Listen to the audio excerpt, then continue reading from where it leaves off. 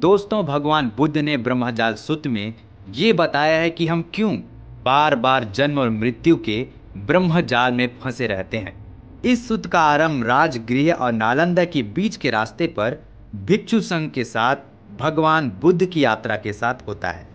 सुप्रिय परिव्राजक और उसके शिष्य ब्रह्मदत्त में बुद्ध, धर्म और संघ को लेकर वाद विवाद चल रहा है। एक इनकी निंदा करता है तो दूसरा प्रशंसा। इस प्रसंग को लेकर भगवान भिक्षुओं को समझाते हुए कहते हैं कि यदि कोई व्यक्ति बुद्ध, धर्म और संघ की निंदा करे तो उससे न तो वैर, न असंतोष, न चित्त में कोप करें।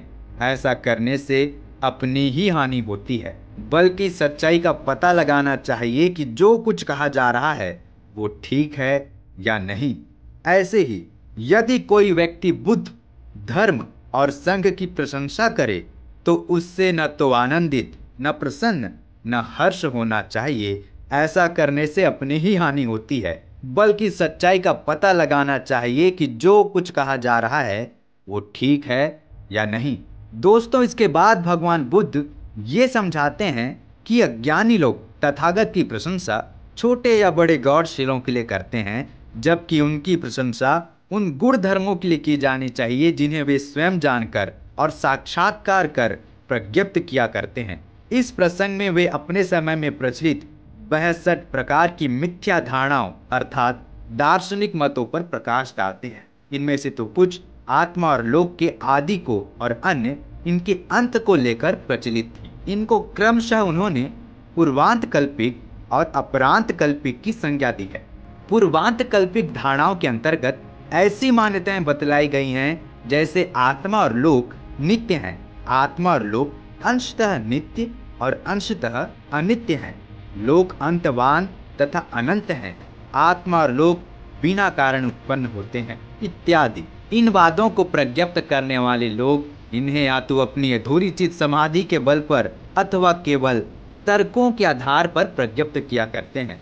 अपरांत कल्पिक धारणाओं के अंतर्गत ऐसी मान्यताएं बतलाई गई हैं जैसे मरने के बाद भी आत्मा संगी अर्थात होश वाली बनी रहती है, मरने के बाद आत्मा असंगी अर्थात बिना होश वाली हो जाती है, मरने के बाद आत्मा न संगी रहती है न असंगी, आत्मा का पूर्ण उच्छेद हो जाता है इत्यादि।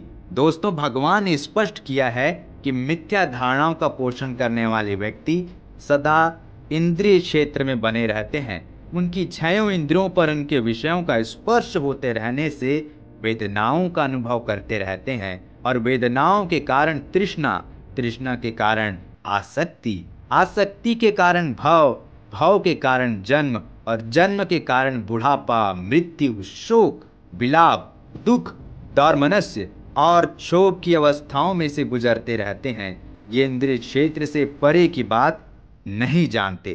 केवल वही व्यक्ति जो वेदनाओं के उदयवय, आस्वाद, दुष्परिणाम और इनकी चंगुल से बाहर निकलने के उपाय को प्रज्ञापूर्वक यथाभूत जानते हैं, निर्वाण लाभ कर मिथ्या धारणाओं से परे की बात को जान पाते हैं।